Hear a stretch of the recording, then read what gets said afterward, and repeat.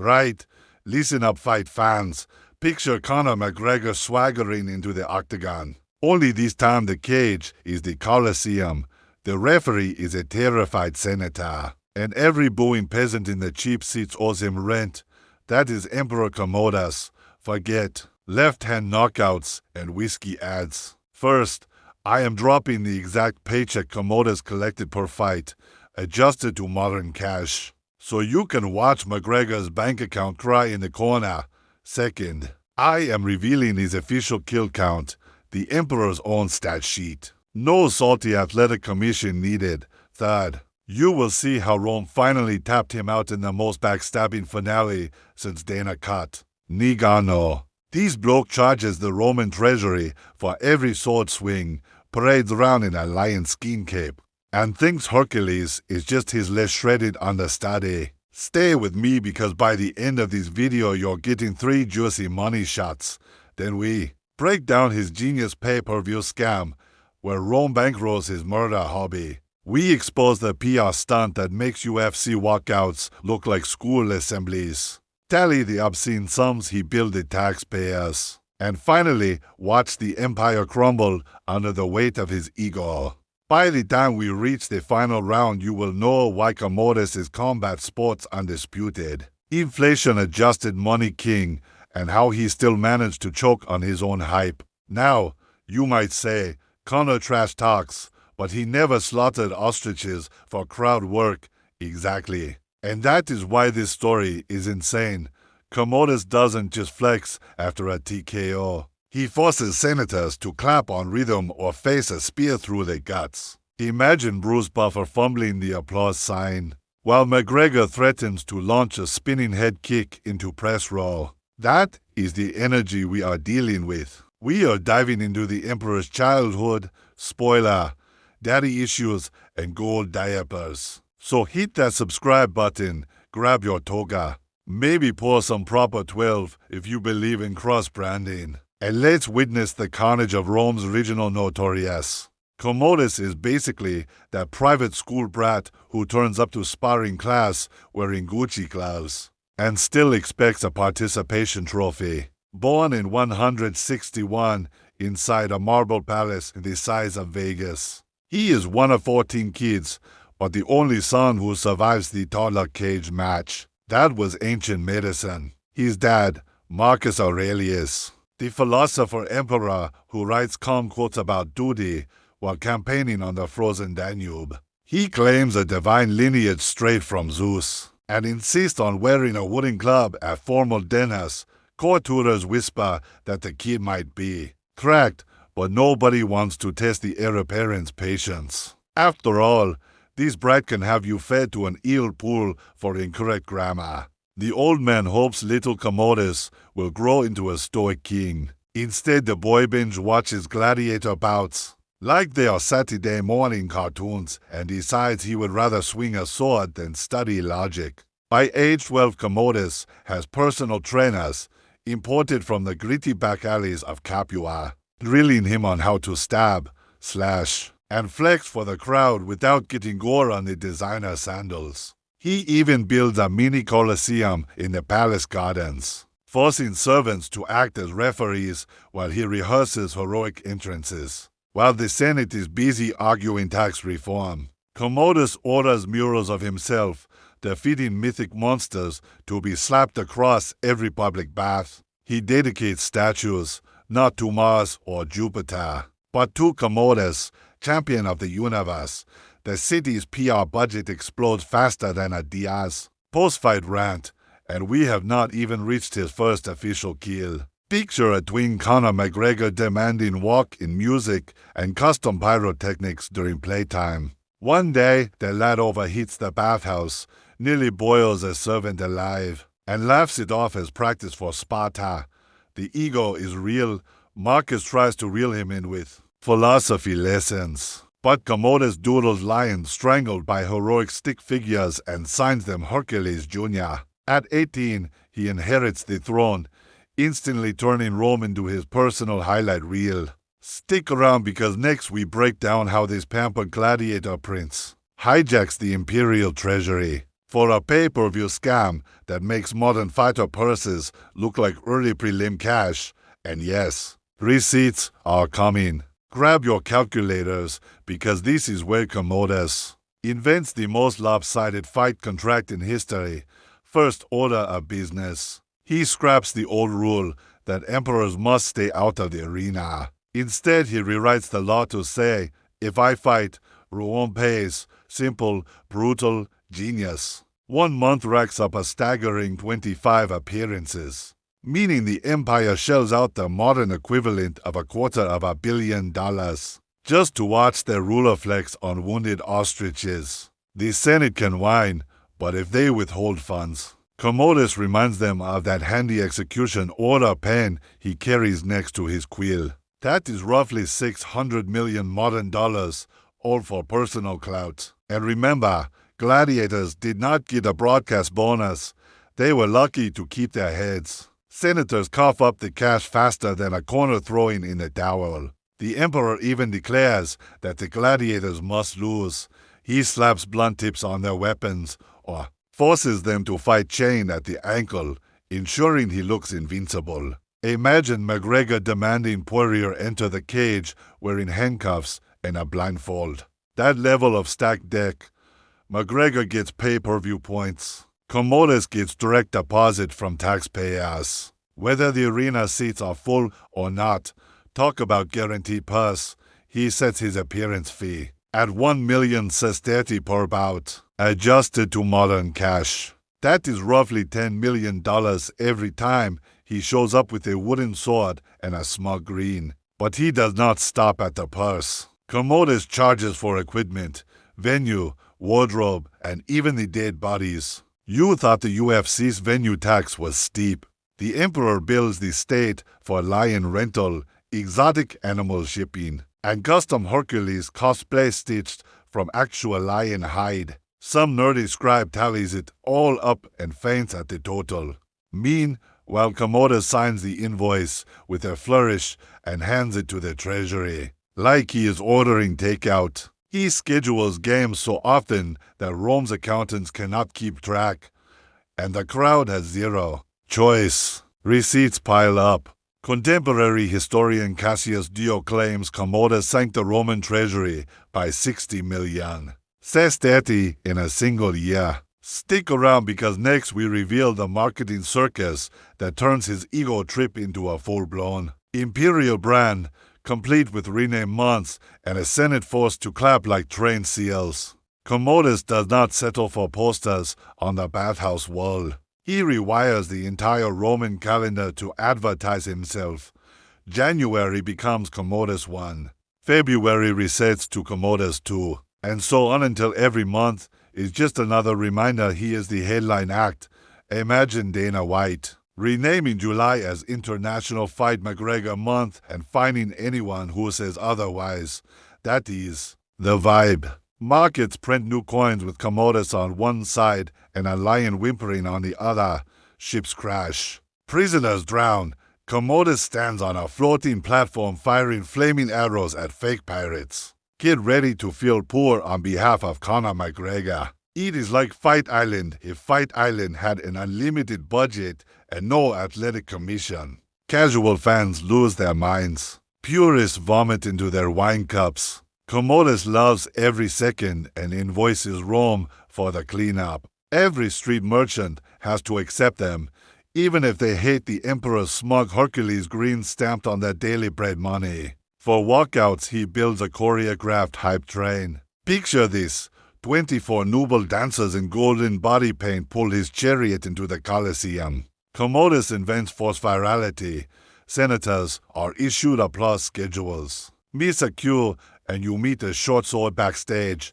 He even hands out tablets inscribed with his latest kill count, encouraging bets on whether he will break a personal record. The roar of the Colosseum is part excitement, part raffia. This is UFC crowd noise cranked to 11. Plus, the knowledge that security might stab you if you boo. Promos hammer out a beat so heavy it rattles the cheap seats.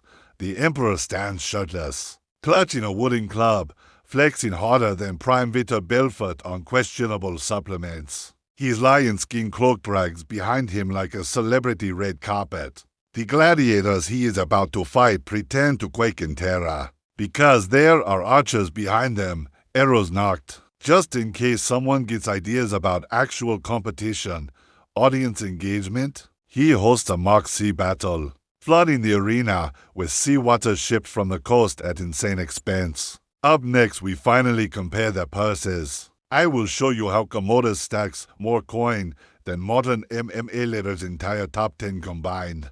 Time for the brutal math lesson. Grab a notepad because we are about to show why McGregor's proper net worth looks like lunch money next to Commodus. Ancient ping counters recorded the Emperor pocketing 1 million sesterti per arena gig. Economic historians argue about exchange rates, but a safe modern estimate is roughly $10 million for each appearance. Once you adjust for average wages, grain prices, and a sprinkle of academic bickering, Commodus taxes you, the empire fills his purse, launders the propaganda, and funds a victory parade with no broadcast rights to split. He pockets 100%, no Venom Fight Kit deduction, no awkward crypto sponsor patch. Commodus could, did, and rode the profit into golden Hercules statues because why not? Rome starts buckling under debt and chaos while our gladiator king cosplays Greek myths. Up next, we dig into the downside of letting your headliner run the empire into the ground. If that seems high, consider that a single Roman legion's yearly pay hit around 40 million sesterti. Soldiers fought frontier barbarians for coins. Tyson Fury, maybe 200 million. Mike Tyson's pre-bankruptcy peak never cleared for 100 million. Commodus would invite them to spa, slaughter a cow behind them for laughs, then send Rome the bill labeled evening entertainment. Commodus slaps an ostrich and walks away with 25 soldier payrolls. Now tally the fight count. Contemporary sources claim he logged roughly 700 bouts during his reign. Some were double headers. Morning lion mauling followed by afternoon manslaughter. Multiply 700 by $10 million. And we get 7 billion. Yes, billion with AB. Even if the old scribes exaggerated by half, that is still $3.5 billion.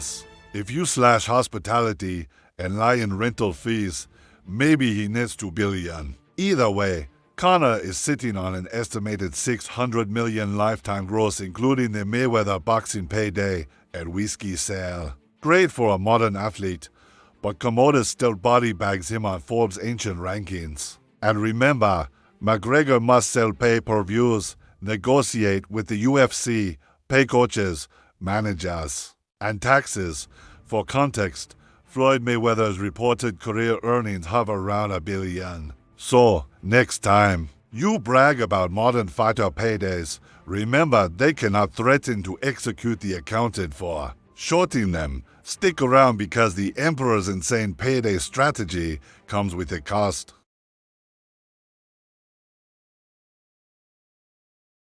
Here is the hangover after the world's most expensive fight night. While Commodus is busy racking up phony kill streaks, the Empire's economy taps out faster than a rookie in a heel hook. A loaf of bread that cost 2 asses now costs 8. Provincial governors ignore orders, knowing the Emperor cannot afford to march an army out to smack them. Commodus senses disloyalty and retaliates by auctioning off government offices to the highest bidder. Imagine Dana White selling championship belts to his poker buddies. Stay tuned for the legacy section and find out how the Colosseum set the blueprint for every big money fight hype you have ever streamed. Rome's grown-ups declare no more emperors in the cage. Yet they keep the gladiator games running for another century because blood sport sells better than political speeches. Here is the mind blower. Almost every hype trick you see on Modern Fight Night is bootleg Roman. Marketing with a fresh coat of Reebok paint. Corruption explodes, Roman roads crumble, tax collectors go feral, and pirates choke Mediterranean trade routes. Citizens riot at the bakeries, shouting that the emperor cares more about showboating than feeding kids. Commodus could subsidize grain, but he chooses to melt silver coins into a new 10-foot statue of himself strangling a bull. Priorities. Meanwhile, the Tiber floods after a neglected aqueduct collapses. Commodus blames the river god for not buying tickets to his last fight. Grain ships rot in port because the treasury is empty. Frontier legions miss payroll. SO soldiers loot local towns like drunken rugby lads on holiday. The emperor shrugs, tells the Senate to pass the hat again, and schedules another beast slaughter doubleheader. Inflation spikes politically. It is a snake pit. Senators plot because they are tired of rehearsed applause routines. Public morale hits the canvas. One historian notes that more citizens attend executions than public baths, simply because Commodus advertises them as warm-up acts for his arena shows. The city reeks of decay. Both literal and moral, plague resurges. Streets pile with bodies while the emperor rehearses his next Hercules cosplay, complete with ostrich feather cape. McGregor might oversell trash talk, but at least Proper 12 does not bankrupt Ireland. All this chaos breeds enemies inside the palace walls. Commodus trusts nobody. Hires a bodyguard unit triple, the usual size, and still insists on bathing alone because he fears poison sponges, if ancient. Rome had social media. #Emperor out with trend daily. The pay-per-view scam has reached its final round and Rome is staggering on wobbly legs. Up next we see the aftermath. Gladiator games will die, but their marketing genius will survive to shape modern combat sports. Alright history junkies. Commodus finally gets choked out by his own wrestling coach, but the show must go on. First, the walkout spectacle. Commodus rolled into the arena on a golden chariot with dancers, drums, and a lion pelt cape. Fast forward to millennia, and McGregor struts out to foggy dew and green lights. Senators were forced to chant Commodus' kill count, 12,000. Today we have press conferences where fighters brag they'll leave opponents sleeping on the canvas. The only upgrade is HD microphones. Instead of terrified politicians yelling in unison to avoid decapitation, same dopamine hit, different soundtrack. Thank you, Rome. Second, trash talk as propaganda. Third, merch and branding. Commodus stamped his Hercules flex pose on every coin. McGregor has crisp boxing, slick footwork, and a left hand that levels featherweights. But if we allow Commodus to rewrite the script like he did in Rome, the cage floods. Archers perch on the catwalk, and suddenly it is a gladiator showcase with McGregor as the guest star sacrifice. Bottom line, skill beats show in a fair fight. Money beats skill when one fighter can tax the audience at sword point. By historical earnings alone, Commodus keeps the title of highest paid fighter on the planet. Commodus brings raw gladiator muscle, zero cardio, and an endless ego. Herb Dean signals go. Conor circles, picking at range, easy money, until Commodus hears booing. The emperor waves his wooden club, and 3 masked senators rush in, armed with tridents. Because cheating is perfectly legal when you run the rules, McGregor dodges, spins, and cracks one in the jaw. Crowd erupts. The fight has turned into a medieval Royal Rumble. Same principle. You want the violence. Open the purse. The emperor just skipped the cable provider middleman. Every time you see a fighter wearing a fur cloak at weigh-ins, remember a Roman emperor did it first and built a nation for their privilege. Best argument gets pinned and roasted in next week's video. While you are down there smashing keyboards, hit subscribe and slap the notification bell so you do not miss our next ancient insanity. We are diving into the Battle of Kerry, where Rome lost 7 eagles and a boatload of gold to Parthian horse archers. Spoiler, it is uglier than Ben Askren's boxing stance. Stick around for our final round where we pit McGregor versus Commodus in a fantasy cage match. Crown the true good showman. I will see you legends in the comments. And yes, hit you with that subscribe button like a flying knee. Roman games had Vestal virgins, blessing bouts, dancers waving silk, and exotic animals for ambient chaos. Stare-downs today are just a sanitized version. No chains, fewer stab wounds. The UFC has pyros, LED screens, and girls with round cards. Conor McGregor walks into a modern cage, 4-ounce gloves, bright lights, John Anik commentary. Across from him, Commodus struts out of a time portal in a lion skin cloak, wooden club in one hand, imperial decree in the other that says ref stoppages are illegal. The crowd loses its mind. Conor fires a sarcastic bow, maybe yells you'll do nothing. The Emperor just grins, clicks his fingers, and a bait lion is dragged cage-side for moral support. Both are there to distract you while the fighters suck wind between rounds. The UFC slaps notorious on t-shirts and energy drinks. Ancient Rome had souvenir oil lamps shaped like gladiator helmets. We have replica belts on Etsy. Humanity never changes. We just change payment processors. Fourth, pay-per-view math. Commodus tax citizens directly. Modern promotions charge $79.99 on ESPN Plus and pretend it is a deal. Fifth, ring girls and atmosphere. Even the weigh-in face-off has roots in gladiators parading around the forum the night before. Combat so gamblers could check their physique, so Commodus dies. But his carnival blueprint survives. Time for the dream matchup no athletic commission would ever sanction. Ring announcer booms the intros. If this stays MMA, Conor chops legs, stuffs takedowns, and scores a highlight knockout inside 2 rounds. So who wins? You decide. Drop a comment with Team Conor or Team Commodus. Like the video if you learned anything. Share it with that mate who still thinks Khabib is broke. And remember, history is just fight promotion with worse hygiene.